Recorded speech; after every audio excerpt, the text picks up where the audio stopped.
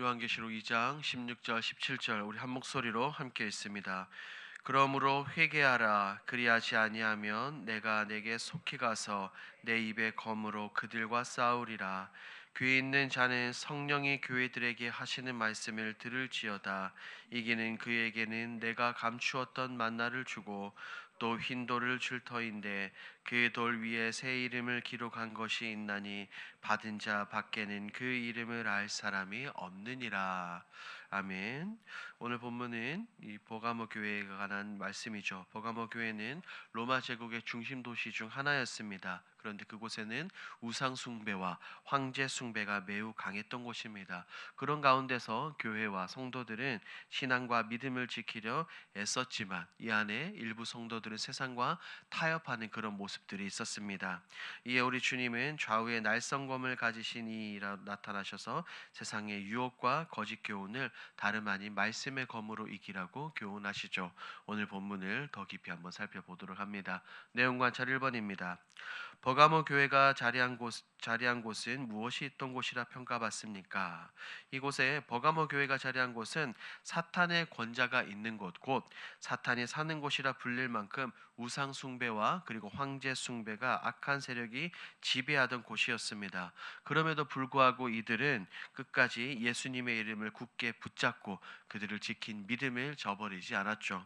내용 관찰 2번입니다. 버가모 교회가 책망받은 두 가지 교훈은 무엇입니까? 그런데 이 버가모 교회는 두 가지 거짓 교훈으로 책망을 받습니다. 첫 번째, 발람의 교훈입니다. 이것은 우상에게 바친 제물을 먹게 하고 음행하게 한 타협의 가르침이에요. 두 번째는 니골라당의 교훈으로 신앙의 자유를 방자해 세속적으로 쾌락과 죄를 합리화하는 잘못된 교리였습니다. 분명하게 믿음을 붙잡았던 이들이 왜 그렇게 변해버렸는지는 연구와 묵상에서 우리 조금 더 살펴봅니다. 연구와 묵상입니다. 믿음을 저버리지 않았다고 칭찬받는 버가모 교회는 왜 사탄의 전략에 빠졌습니까? 이 버가모 교회는 이곳 가운데서도 외적인 박해 가운데서도 우리 주님의 이름을 굳게 붙잡았지만 내적인 유혹과 타협 앞에서는 결국에는 무너졌습니다. 사탄은 교회를 무너뜨릴 때 단순히 이 핍박만으로 공격하지 않습니다. 오히려 더 교묘하게 신앙과 세속의 경계를 완전히 흐리게 만들어 버리는 거죠.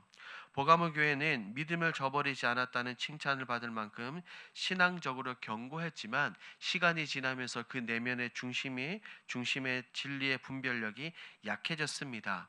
왜냐하면 거짓 교사들이 들어와 발람과 니골라당의 가르침을 그 교회 안에 성도들에게 퍼뜨렸을 때 그들은 그것을 사랑과 포용이라는 이름으로 타협하며 용납하며 진리의 엄격함을 잃어버렸습니다. 즉 이들이 가진 문제는 핍박 가운데 있는 박해와 고난, 두려움이 아니라 평안함 가운데 있는 안일함이었어요. 사탄은 교회를 무너뜨리기 위해 싸움보다 타협을 선택하게 했던 겁니다. 그리고 그것이 신앙의 가장 위험한 함정입니다. 오늘 말씀을 보면 이 말씀은 우리에게도 동일하게 경고하죠. 우리가 신앙생활하며 예배하고 기도하고 믿음을 지킨다라고 분명하게 말하고 있지만 하나님의 말씀으로 유혹을 분별하지 못하고 때로는 세상과 타협하게 된다면 결국에는 무너질 수밖에 없다는 것을 우리에게 알려줍니다. 진리 위에 서 있는 신앙은 거룩한 신앙의 고립이 아니라 거룩한 구별을 의미합니다. 잘라낸다는 거죠. 따라서 버가모 교회의 실패는 단순한 이 교리의 문제가 아니라 진리의 검을 내려놓은 결과였습니다. 우리 주님이 그러셨죠. 좌우에 날성검을 가지시니 우리 주님께서 이렇게 나타나신 이유는 오직 하나님의 말씀만이 세상 유혹과 거짓 교훈을 이길 수 있는 유일한 무기이기 때문에 우리 주님이 이곳 교회에 이런 말씀을 주셨던 겁니다. 느낀 점을 봅니다. 신앙의 이름으로 타협하거나 방치된 거짓 교훈이 주님께 책망받는 모습을 보며 무엇을 느낍니까? 이 주님께 책망받는 이 버가모 교회의 모습을 보며 주님은 단순히 믿음을 지켰다, 믿음의 신앙을 굳건히 했다라는 이 외형보다 진리 위에 바로 서 있는가, 이를 진리 위에 바로 섰는가를 더 중요하게 보신다는 사실을 깨닫습니다. 박해 앞에서는 굉장히 굳건했지만 세상의 유혹과 편안함 앞에서는 흔들렸죠. 사랑과 관용의 이름으로 거짓을 허용했고 결과적으로는 진리의 빛이 굉장히 흐려졌습니다. 이 말씀을 묵상하며 이런 생각이 들었어요. 나도 때로는 괜찮겠지. 이런 상황에 있으니 하나님께서 우리 주님께서 이해해 주셔야지라는 마음으로 이렇게 살지는 않았는지 생각해 봅니다. 진리보다 감정과 타협을 선택한 것은 아닌가라는 생각을 말이죠. 그러나 우리 주님은 거룩을 희미하게 만드는 작은 타협도 결코 가볍게 여기지 않는다는 것을 오늘 말씀을 통해 깨닫게 됩니다. 이 말씀은 우리를 책망하고 우리를 혼내는 두려움이 아니라 우리가 진리 앞에 깨어 있으라는 일종의 경고이죠. 주님은 책망으로 교회를 정결하게 하시고 진리로 다시 교회와 성도들을 세우신다는 것을 말씀을 통해 느낍니다. 적용입니다. 내가 불이익을 당할까봐 타협했던 죄를 주님께서 말씀으로 찌르신 적은 언제입니까? 우리는 살아가며 때때로 사람의 시선과 손해, 세상의 두려움 때문에 옳은 줄 알면서도 때로는 침묵하기도 합니다. 그리고 하나님의 뜻, 하나님의 마음, 주님의 뜻을 뒤로 미루고는 하죠. 하지만 주님은 말씀의 검으로 우리의 내면을 찔러 깨우시는 분입니다. 성경을 보면 이런 예화들이 종종 등장합니다. 베드로는 우리 주님을 3번이나 부인했어요. 사람들의 시선과 위험이 목숨의 위협 때문에 그는 타협했지만 예수님의 말씀이 생각나자 밖에 나가서 통곡했습니다. 주님의 말씀은 베드로를 찔렀고 그 말씀으로 다시 세움을 받았습니다. 이처럼 하나님의 말씀은 우리 주님의 말씀은 심판이 아니라 회복의 길입니다.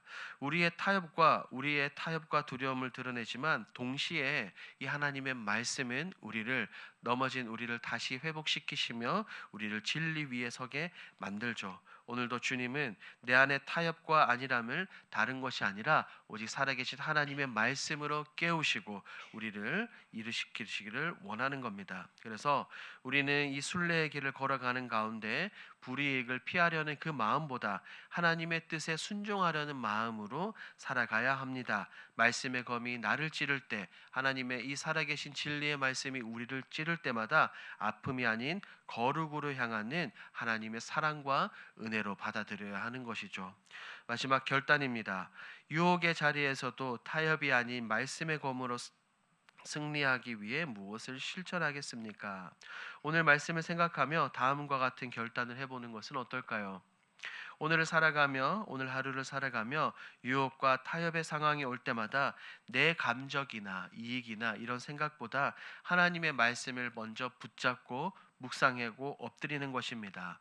왜냐하면 주님의 말씀은 내 발의 등이요 내 길의 빛이기 때문이죠. 살아계신 하나님의 말씀으로 판단하고 행동하는 것입니다. 하나님의 말씀은 모든 것의 기준이기 때문이죠.